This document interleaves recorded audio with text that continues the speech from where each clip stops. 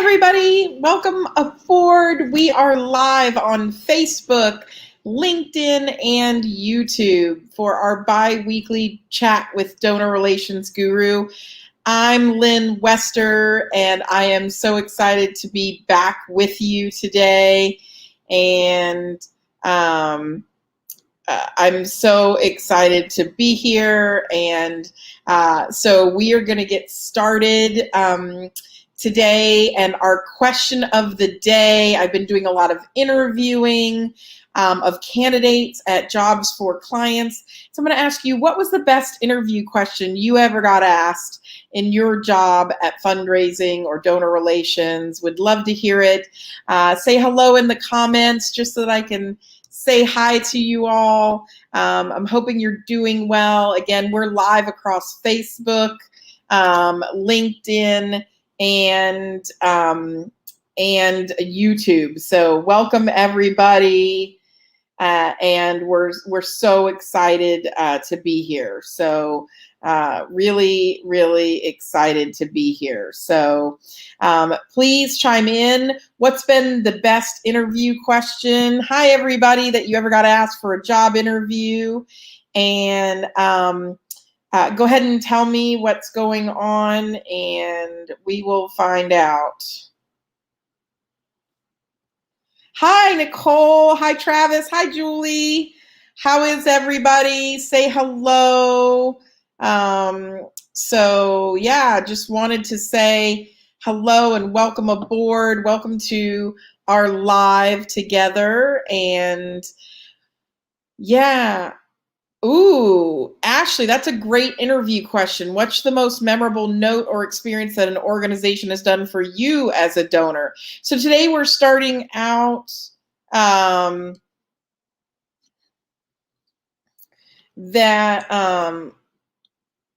we're starting out with what are the great interview questions that you've been asked. So yeah, what are those great interview questions that you've been asked, and what has that been like for your, what is the best interview question you've ever been asked? Sorry, I was multitasking with Ashley. She's like, I created new branding, so you should see some nice framing now, not just my mirrors at home and my pictures, but it looks like it works. Shannon's online. She says, one time we were hiring an assistant and we asked their favorite kind of icing because we knew they would be in charge of birthday cakes.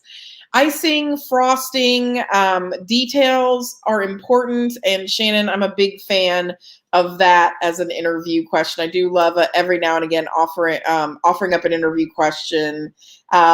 Maureen says, how can you contribute to our potlucks? I feel like that really tells me a lot about a person. So I actually really like that question, Maureen, because some people know they have skills. For example, I'm a baker.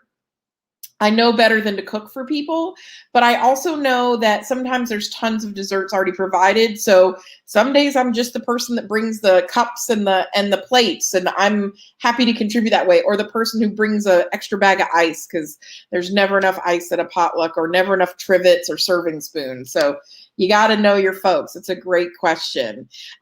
Good afternoon, good evening, everybody. Would love to talk to you about fundraising, but right now we're answering the question, what was the best interview question you ever got asked? Ashley says, I was asked my favorite type of pizza and my all-time favorite movie. No, that was just me getting to know you, Ashley, but those two are important things. So those are important. Those are important things to know. Favorite type of pizza, those kinds of stuff. Yeah, so that's great. Yeah, those are important things. I'm a cheese girl, and so I fit in good at a party. So I just roll right along, kind of make it easy for people. So yeah, so what are your fundraising questions? For a lot of people, today is the end of their fiscal year. So they're sending out lots of "it's your last chance to give" emails, and I'm like, not so much. It's not my last chance to give. But what's going on in your fundraising world? What can I help you with? And of what's going on So I would love to know, kind of what's going on in your world, fundraising wise, what kind of questions you have, what's going on, and maybe we can dig into some things going on at your shop, issues you're facing in fundraising. Maybe you're celebrating. I'd love to know if you ended the fiscal year. If you're ending the fiscal year today, say hi and let us know if you were up in fundraising numbers. We're seeing a lot of people have a lot of success for that, for end of year. So good news all around. And I just got out of quarantine, so tonight I can go out. So I'm very excited. I'm in a good mood now. I only have 2 more work things to do, and then I might have a tough morning tomorrow morning, if you know what I mean. So what's going on in your world, folks? What kind of questions do you have for me? We are live. Okay, Anna's got another really good interview question. Let's see what it says. I was once asked, you have 3 messages on your desk, 1 from the company president, 1 from your boss's boss, and 1 from your boss. Who do you call first? There was apparently no right answer, but they wanted to know how you'd handle.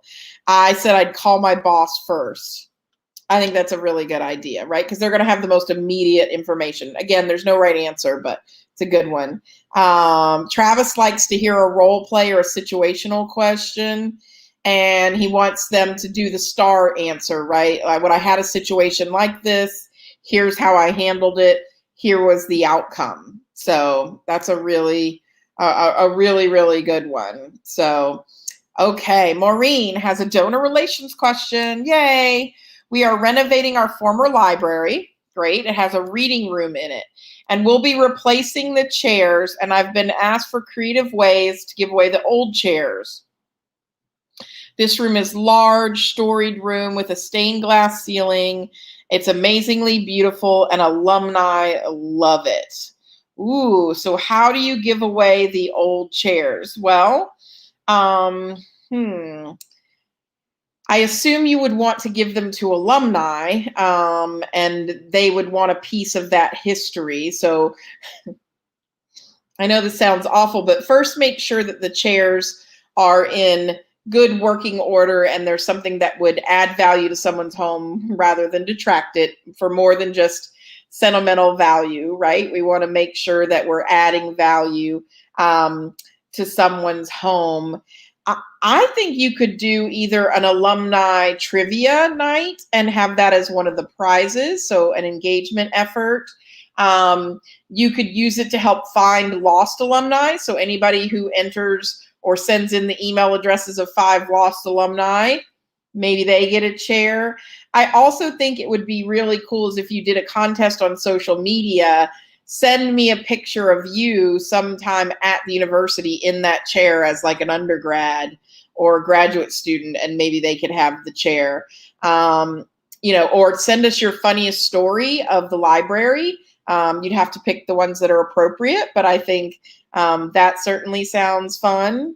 You couldn't do, Sharon, it's a good idea to do fundraising, but you couldn't do gifts over a certain amount because then you'd have to quid pro quo out the amount of the chair from the receipt, the gift receipt. And so then you're talking tax implications. Yeah, you wouldn't really want to get into that. Okay, so you have all the funding.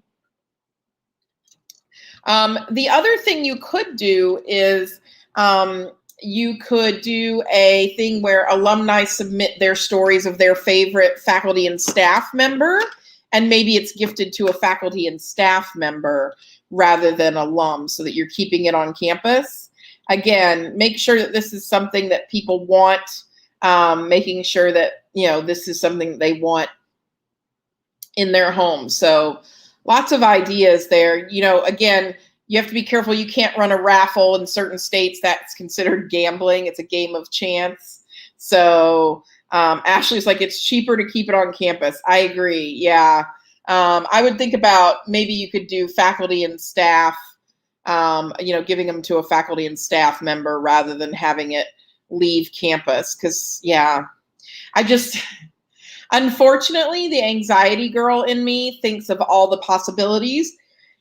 excuse me, of the way in which this could go wrong. So, somebody sits on it, it breaks, like, oh, I think about all the liabilities instead of all the fun stuff. I'm such a killjoy sometimes.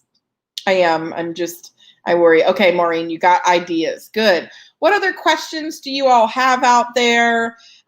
What's going on in your fundraising world? It's fiscal year end for lots of folks, so time to tally up the totals and see what's going, or apparently send me lots of emails saying I'm running out of time to give because apparently you won't take my gift after July 1st. But excuse me, I'm yawning not because I'm bored. It's every time I get on and start talking, I cannot keep my breath. I don't know.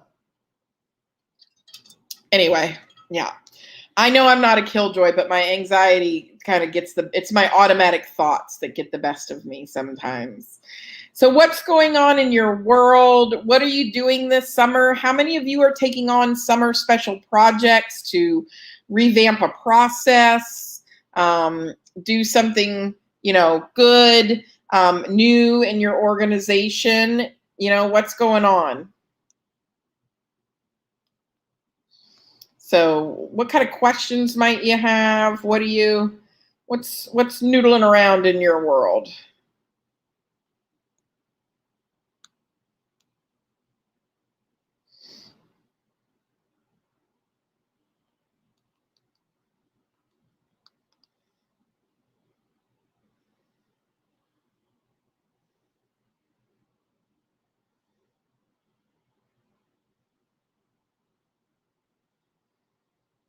I don't know if you guys saw it, but we have a coming out of COVID webinar series. I'm sure Ashley will post the link here.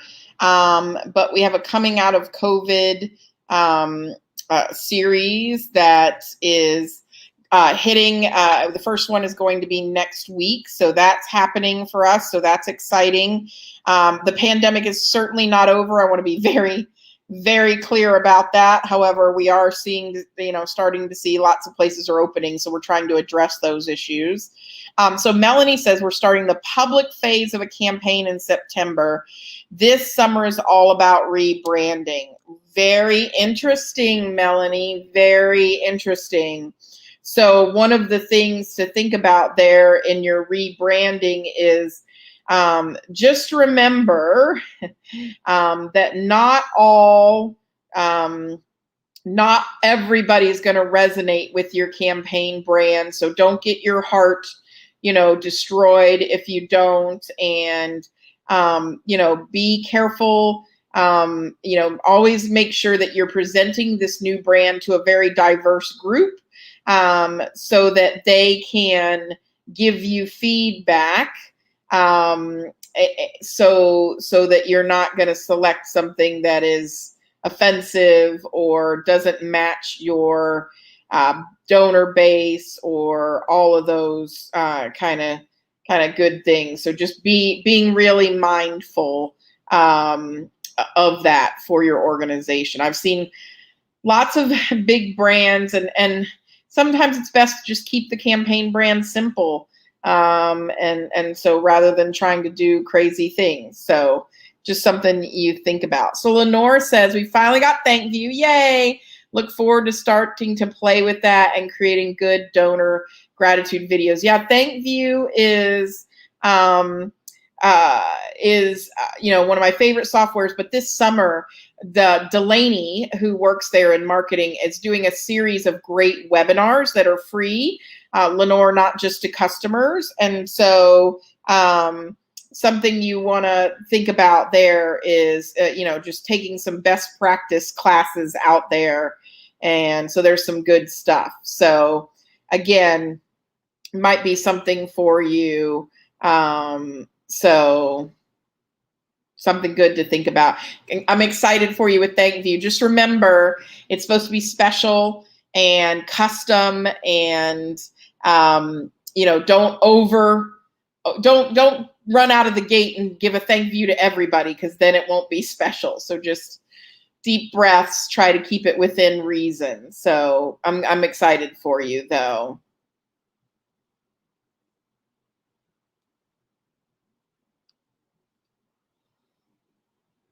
That's great. What else is going on out there? Fiscal year end close, getting ready for summer. Hopefully you all are, even if you're not traveling, you're taking a summer break. You're going somewhere and really, or doing a staycation and really having some down self-care time. I got to spend time with my parents 2 weeks ago.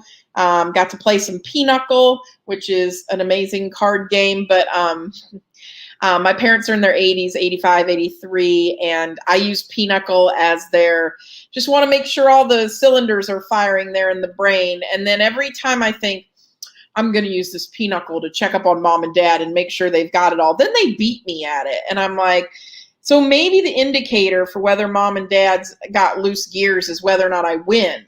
Because if I ever win at Pinochle, it will be a miracle. Thank God I don't bet on those games, but they gave me lots of love and fed me really well, and got to see them on the mountaintop. So that was lovely.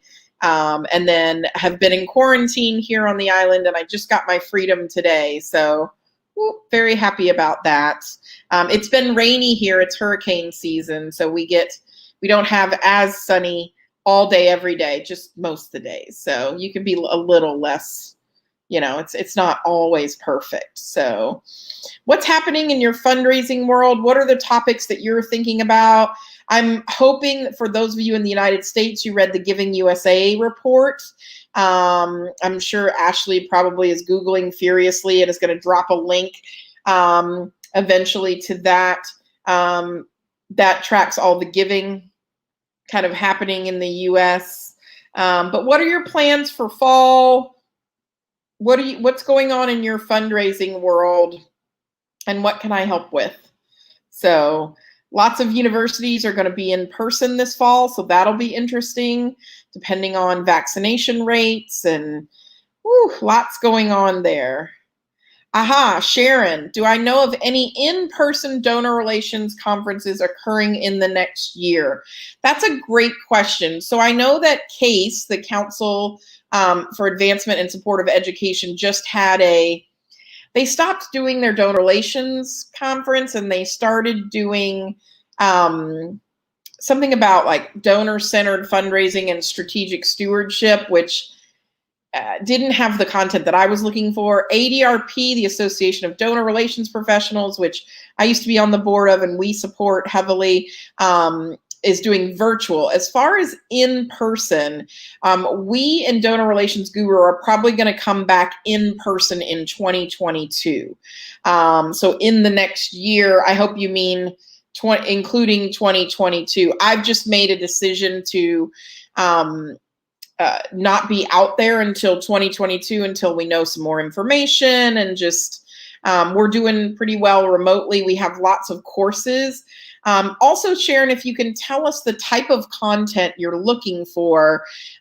We also have personal training sessions, not like fitness personal training sessions, but we also have I was just going to say, Ashley, our on-demand donor relations training, our courses, which are all on sale, and our webinars. So,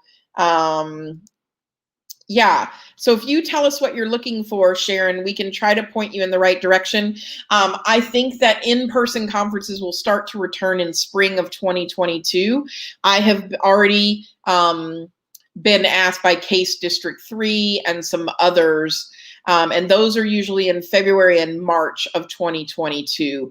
We as a business will make a decision probably September, October, what we're doing in terms of in-person for next year, starting in 2022.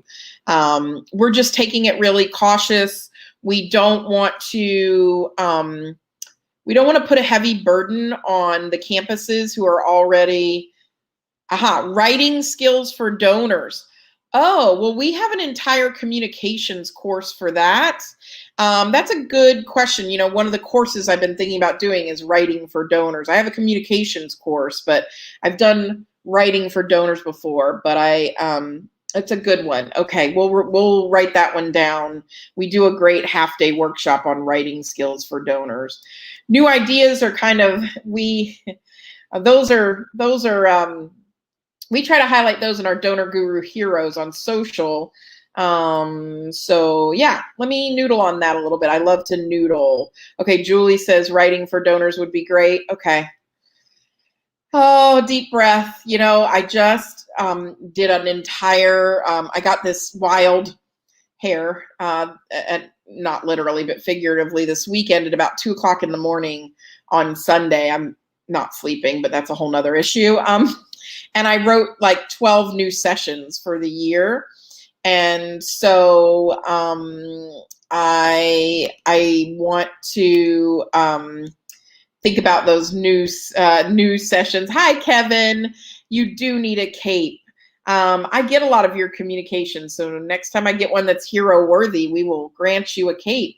But yeah, I wrote a lot of new sessions. None of them were on writing. I guess I need to go back to the drawing board. I wrote an entire DE&I series that I'm like, should we turn that into a course?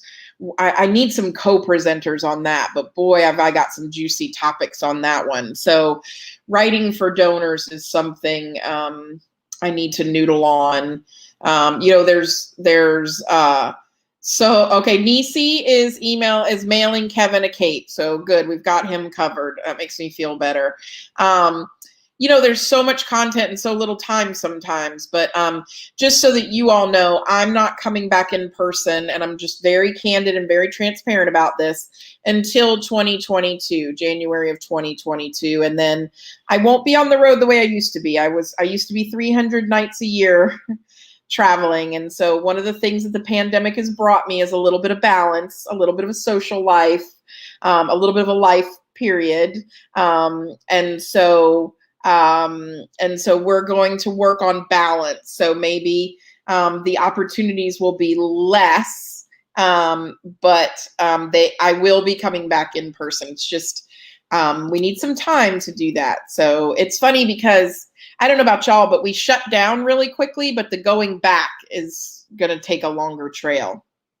So Julie, you're talking about how to use similar content from solicitations to make a general thank you message. Yes, it is.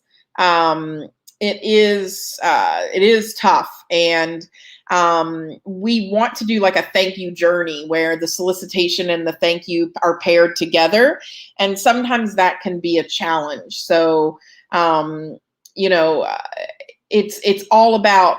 And so what I say is, what are the common points between a solicitation and a thank you that we can use? We could use the same author.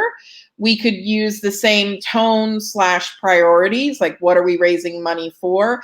But really, to me, and this is maybe something I need to educate on, the thank you is about the donor, not about the gift. So that's always the rub, is I believe the thank you should be like, oh, Shannon, you're such an amazing person. Your thoughtful heart, your humility, your generosity, not Shannon, your gift this, your gift that, your gift this, because then it's all about money and not about how amazing Shannon is. So I want us to think about that one as we contemplate our work going forward.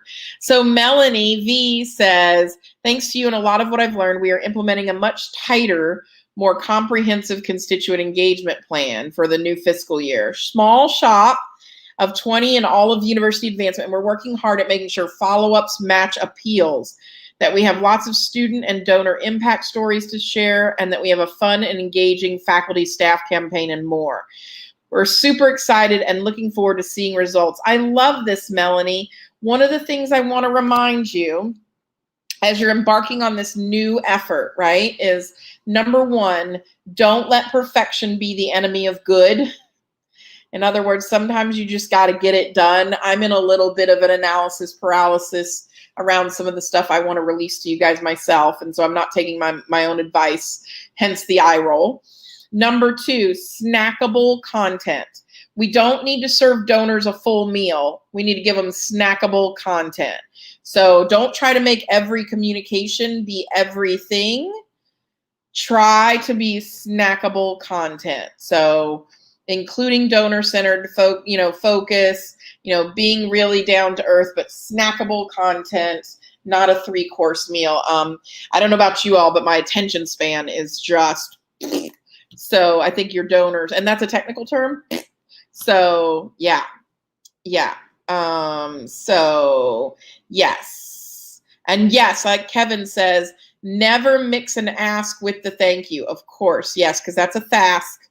Again, we got to work on getting that. How do we get a word in the dictionary? You know, Donor Guru followers, we need to figure out how to get a word in the dictionary. I feel like I should give that special project to someone, and then if they get FASC in the dictionary, they can have all the like donor relations guru professional development they ever want for free. I want a word in the dictionary. That would be super duper cool. Anyway, I have weird dreams. Ashley says, with our campus opening back up, we will be bringing all events back on campus, live and in person. We're still thinking events need a virtual component. Looking forward, are others going to hybrid as much as possible? So Ashley, here's my belief about events. Not all events need to come back in person. I think there's going to be 3 types of events moving forward, and the teams that nail these three type of events are the ones that are really going to understand events and event purpose. I also think that we have to have realistic expectations. We say we're barreling back with events, and I've heard that from people. I think we need to be kind to ourselves and our donors if they don't come running back, because they've thought about what they want to do with their time and their energy, and maybe our events isn't always it. So have some grace there. I think there will be solely in-person events, right? Where, you know, when you're having a mix and mingle, you're having, you know, that's an in-person event. I think we have to have solely online events, solely virtual events that are done online, choreographed online, and for a digital audience. And then I think there will be hybrid events, right? And I think for the most part, we need to think about having an inclusive, a hybrid component, but I don't want to watch people standing around a room networking. That is not interesting to me. So you don't need a hybrid. You don't need to live stream everything, right, Ashley? So here's the thing I do know.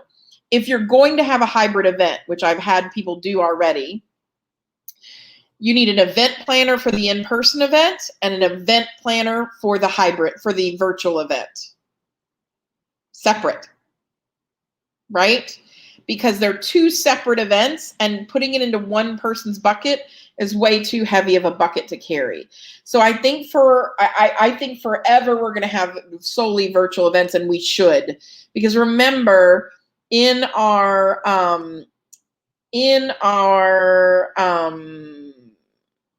vision for the future, we have engaged people in the past year and a half that we've never engaged before, right? So we need to keep on with that. And the way they've engaged with us is virtual events. It's kind of like, I liken this to, this is a good comparison. I haven't done this one yet. This is what I'm going to put in my coming out of COVID series. Wink, wink. I'm trying to be a better salesperson. Y'all, I suck at it. But anyway, my thought there is it's just like crowdfunding. So the annual fund didn't serve all of our donors. Our donors wanted to restrict their gifts, right? Like unrestricted funding, a lot of donors don't go for that, right? So we created crowdfunding, project-based fundraising, and donors that we had never seen before engaged with us. And so my thought is, and now crowdfunding is here to stay. We're always going to have project-based fundraising or restricted-based fundraising. Why would we not do the same around events? We had events in the past. Our donors didn't always engage with them. We had virtual events. We have a new crowd of donors. Let's keep that crowd of donors engaged in the way in which they prefer to be engaged. So that's my thoughts, Ashley. Let me know if I'm far off for your crowd, what you're thinking and noodling on, because I'd love to hear that. Catherine, I'm glad you had a great visit to the U.S. You know, Catherine, being with my parents was wonderful. Eating McDonald's and Chick-fil-A was also wonderful. Not going to lie. I ate Sin Nuggets. But being in the U.S. was really hard for me. People seem to be very tense. They seem to be what I call crispy right now. There was not a lot of common courtesy. There was a lot of tension going on.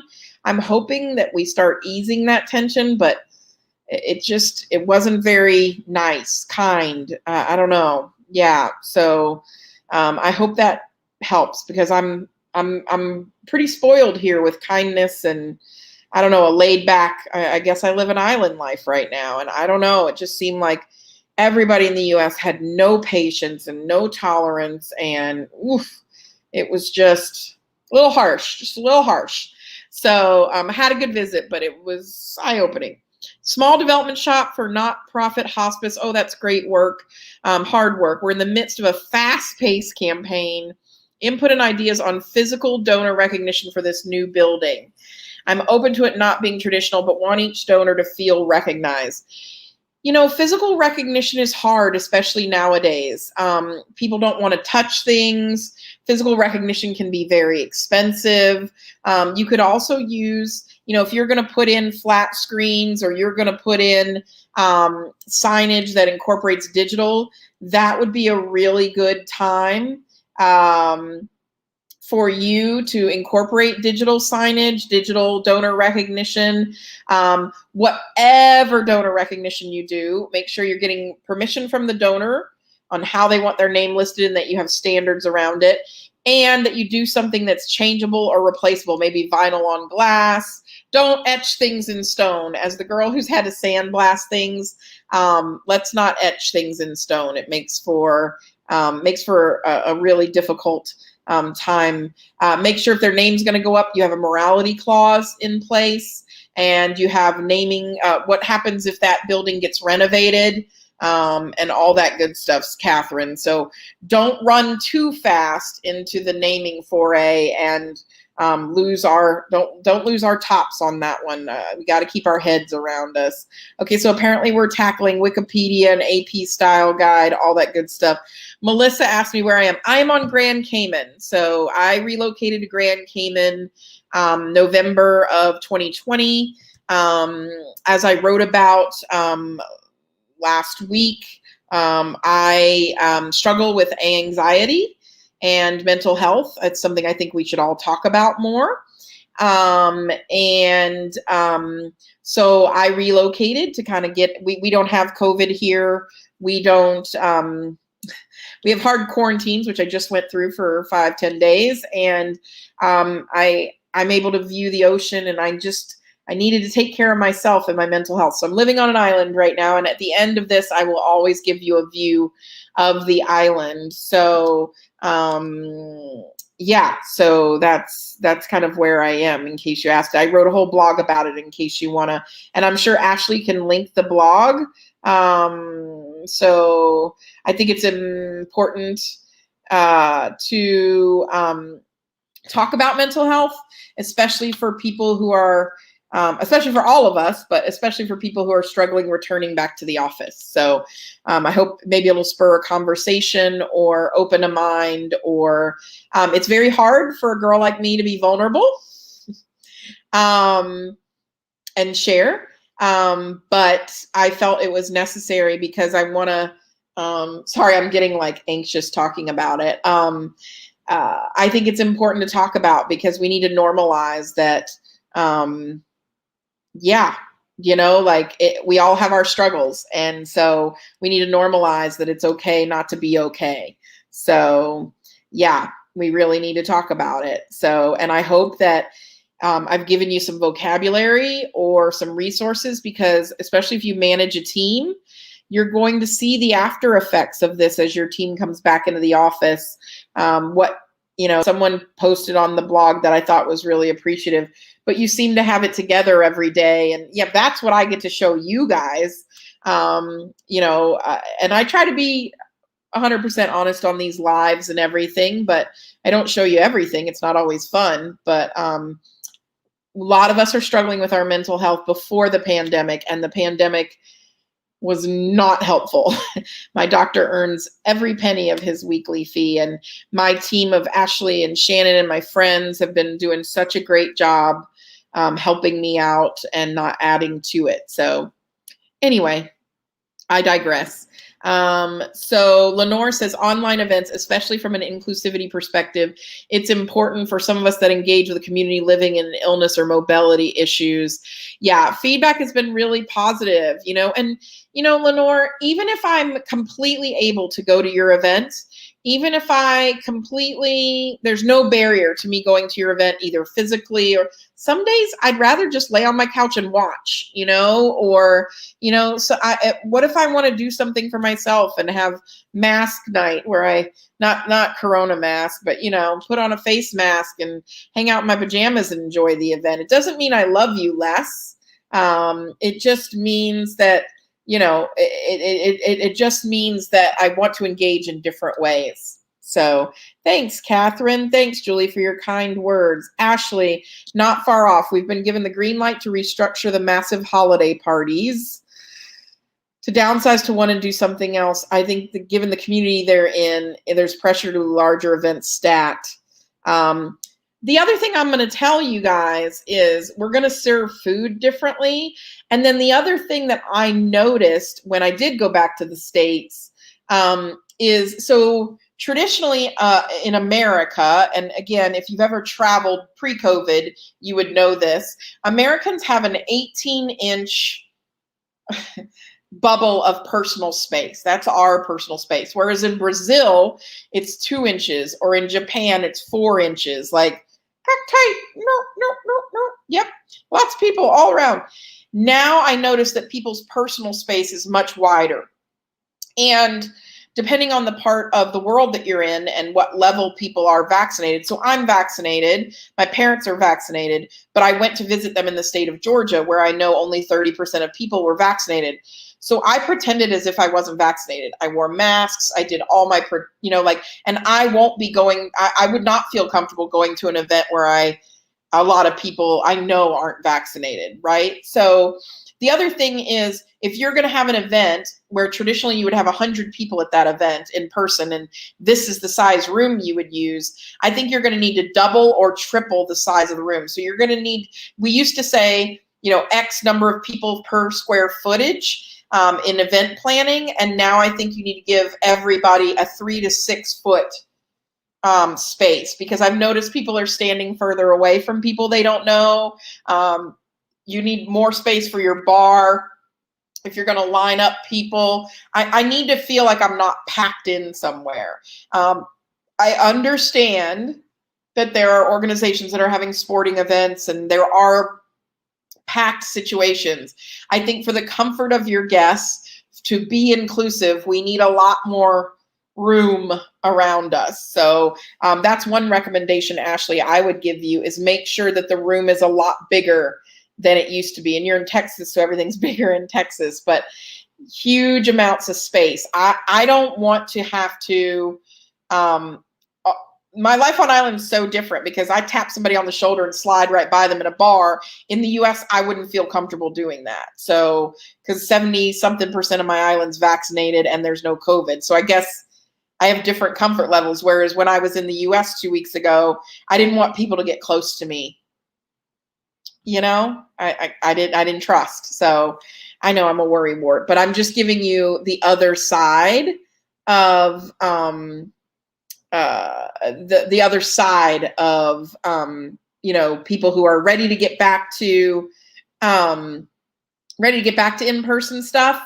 Some of us are like, like I was talking to my friend today. I love him to death. He works at a university that'll remain unnamed. Big school, big rah-rah school.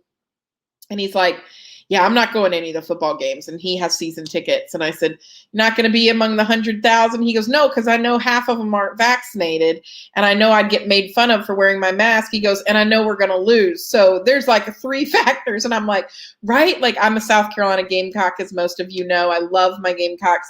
It's our head coach's first year. So I got asked, are you going to come back for a game this year? I'm like, nah. First of all, I'm not going to be in a stadium with a bunch of unvaccinated people. Second of all, we're going to lose.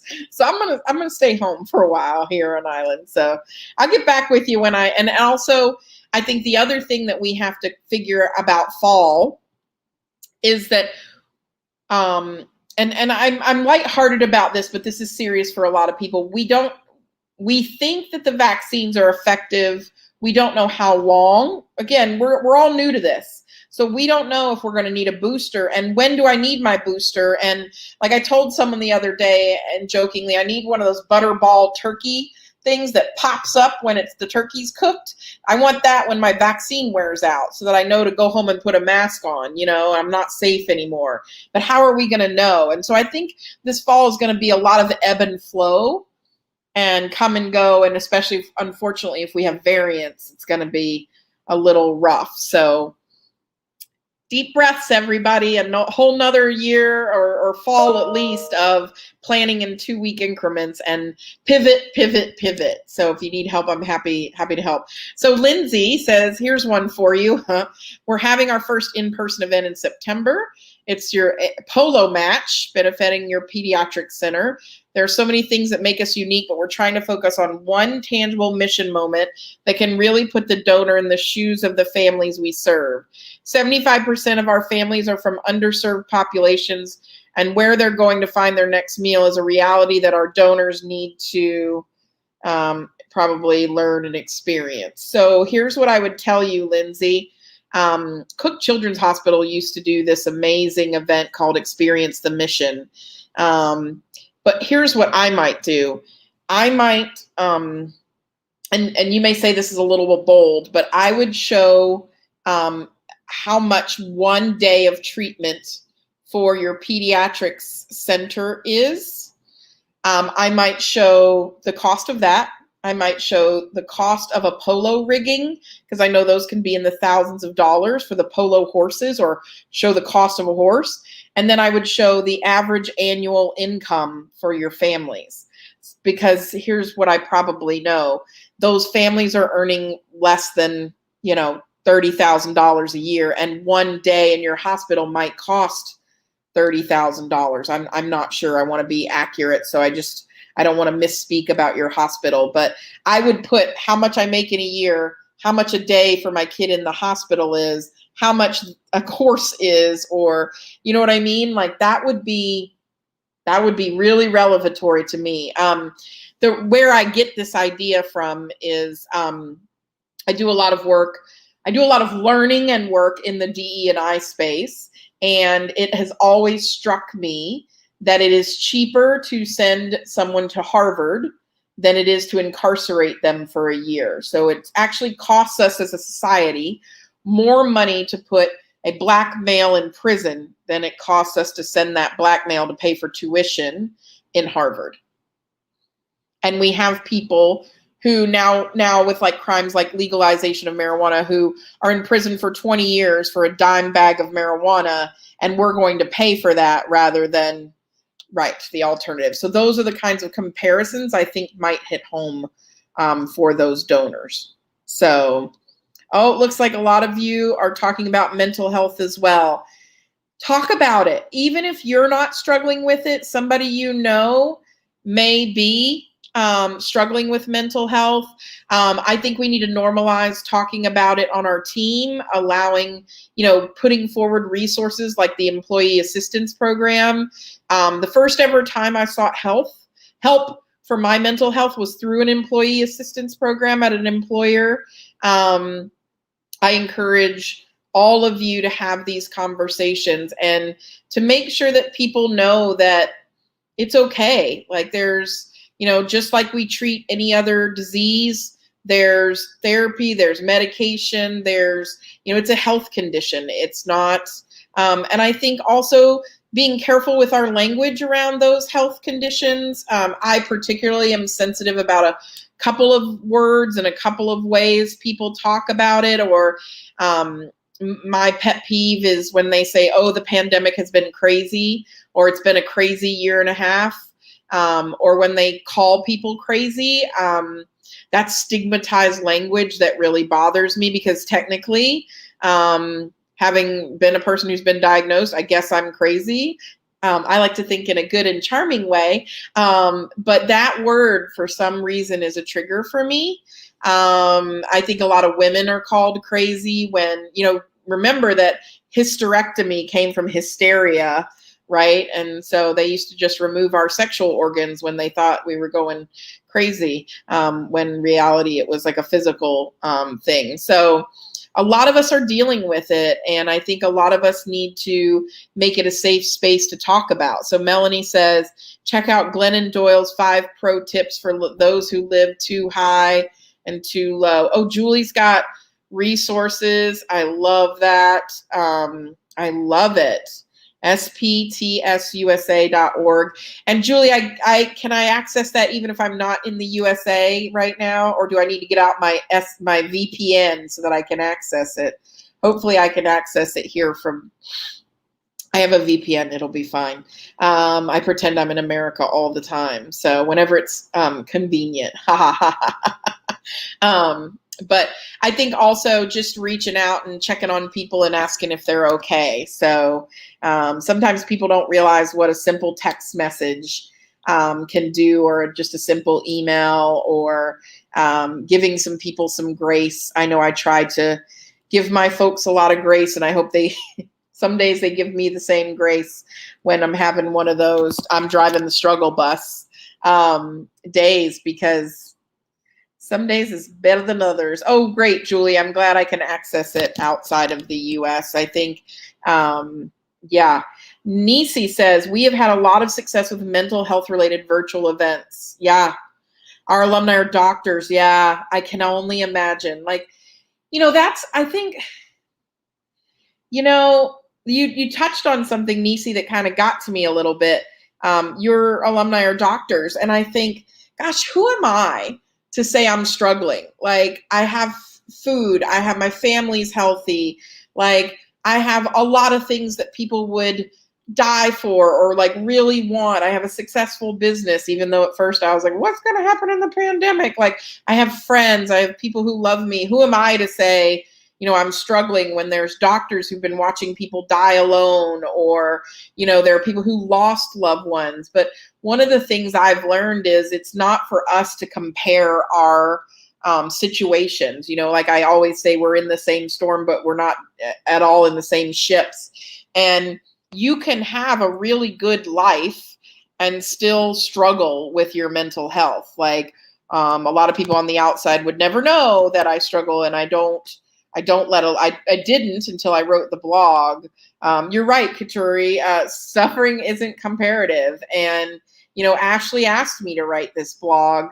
I had to be asked because I didn't have I had the courage. Well, no, I didn't really have the courage, but I didn't have the gumption to really do it myself. But it's interesting because, most of us work pretty comfortable jobs. We're not suffering. We have food on the table. And so, it's hard to talk about, well, but I'm struggling, when there are people that are, in different situations. And so I think that's really kind of, just like for me, one of the journeys that I've been on is that taking care of myself isn't actually selfish. It's just self-care. And that's hard. Like, building in time. Like I have sacred time now. My doctor is in my daily, my weekly schedule, and now my Pilates is in there. And even if it makes me make tough decisions, like a client can't get me that time at that day, I feel like that makes me a better consultant to take care, to do that. It's not selfish to do that, self-care. And so, but that's really hard, right? Like, I don't know about you guys, but I am always the last person to take care of myself. And so I hope we can all work on that together. I hope we can all really talk through that. And also that we realize at the end of the day, whether you're raising money for racial justice, social justice, healthcare, human services and homelessness, food, education, athletics, it doesn't matter what you raise money for. Our jobs, like our fundraising jobs, our donor relations jobs, aren't life and death. And, it's okay to say, I'm going to answer that email when I have time to answer that email, instead of, really damaging your balance so that you can get to another email at the end of the day. That's a hard balance to have, but I think it's important. And, the other thing that I failed to realize, or was reminded of, maybe I should say in a positive light, is wow, what a supporting community we're in, right? What a supporting community we're in terms of when you are vulnerable and we do share or we talk about tough things, people are there to support us. And I really experienced that. I would cry and then laugh and then cry and then laugh every time somebody posted a comment, or every time I got tons of private emails and texts. And that was lovely. So you're right, Melanie, you never know. And it's very interesting because we look at giving sometimes in such a way, but we forget sometimes that, well, I don't forget, but fundraising is 90% emotional. It's 90% emotional. And people give gifts out of emotion, not out of obligation. So sometimes memorial scholarships, sometimes you think about those motions that come forth. A lot of my giving is driven out of emotion, and what I can do and how I can be a more generous person. And so you never know what drives someone. You also never know what they're carrying around in their little backpack or in their purse or in their pockets even. And so those little touches are really meaningful, both to our donors, to our colleagues. So one of the things we want to think about, especially over the summer, as people are readjusting, as it's hot as all get out for you guys. I feel awful about how hot it's been up there.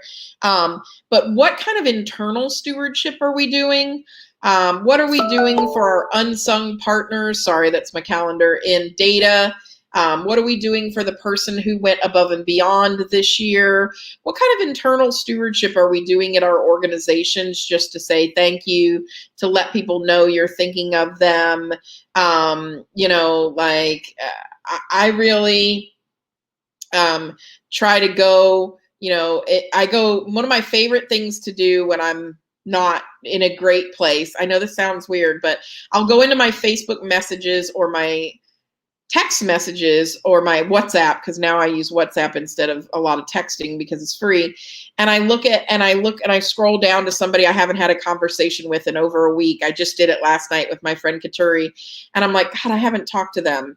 And I just send them a little love note, hey, thinking of you. How's it going? If they've got something going on in their lives, how's the move going? Because everybody and their mother seems to be moving right now, which is stressful as hell, buying houses, figuring out schools, all that stuff. And so, give a scroll through messages you haven't talked to people and do a little check-in on them. Give them a little love, give them a little tap of, hey, just wanted to say hi, or send them something. The other day, so one of my teammates, Jan, sent me, she's on the coast right now, in I can't remember where she is. Sanibel Island. Yeah, she's in Sanibel Island.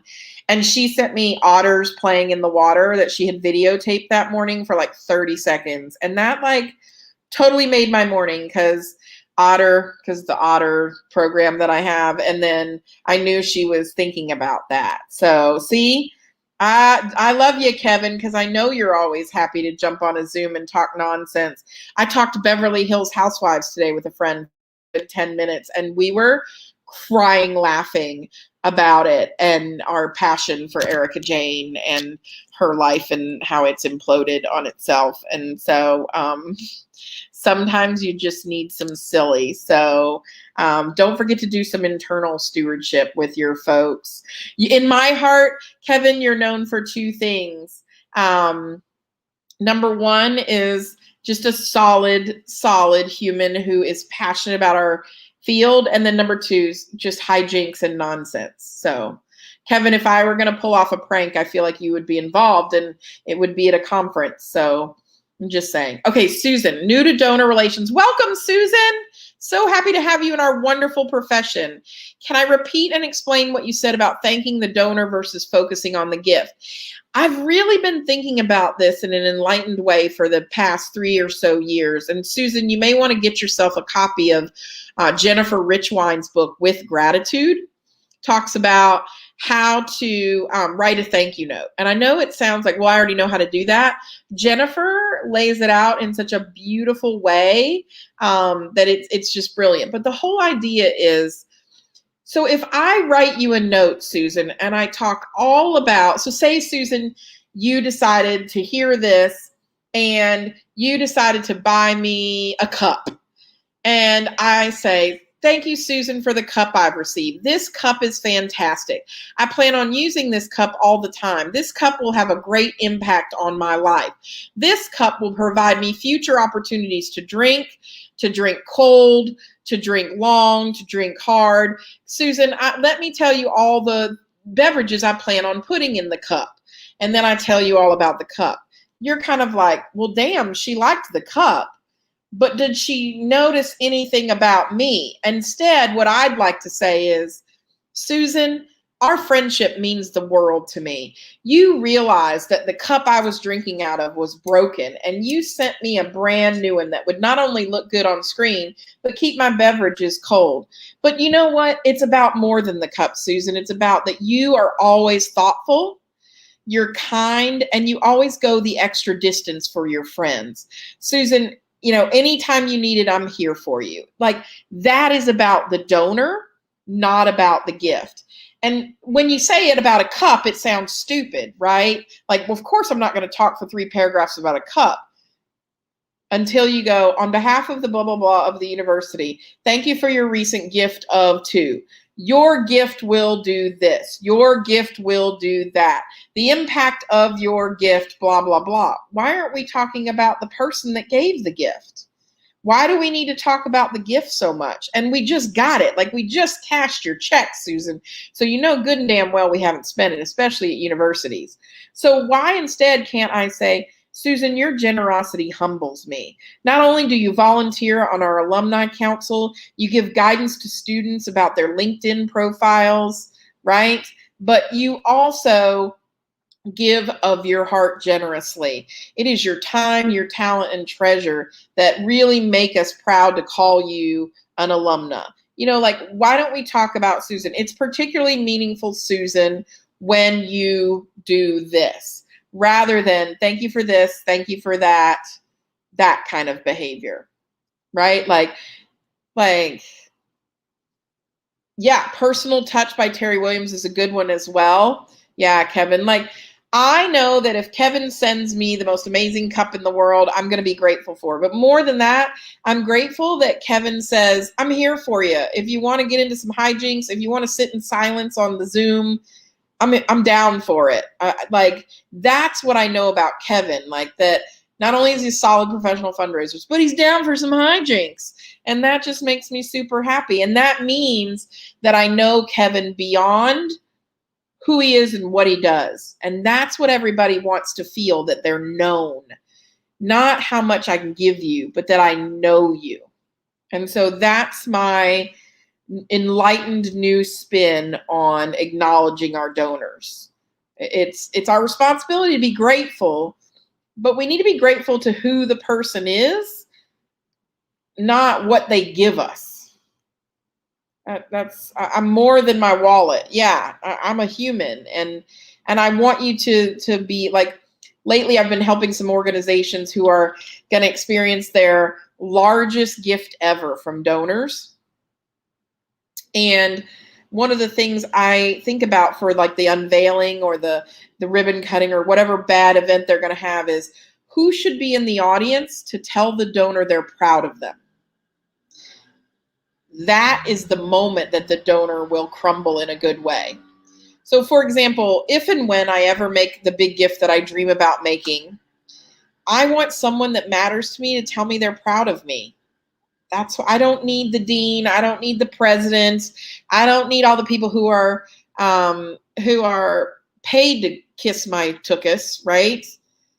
I want the person who I know is proud of me. That's really what I want. So that's really your opportunity there. How can you do that on a mass scale, Lori? You start with one communication and you go up from there. So instead of saying, gifts like yours, we'll do the following. You say donors like you, right? And you start talking about personalized. Yeah. Yeah, I think we start with one step. You start with changing the language, and instead of being gift-centered, you start talking about human characteristics. There's this list out there of like human words that John Lepp used to use, and some of the others like honor, humble, great, gracious, generous. Again, talking about anything but support and gift, right? So you guys are awesome. I forgot to end today. Here, it's not very sunny, but you at least will get the view. There, the backyard, the old backyard. There you go. She's a little cloudy today, but at least you can get it. You can get the idea. Thank you guys so much, and I will talk to you soon. We'll be live in 2 weeks from now, and I will talk to you then. Thanks so much.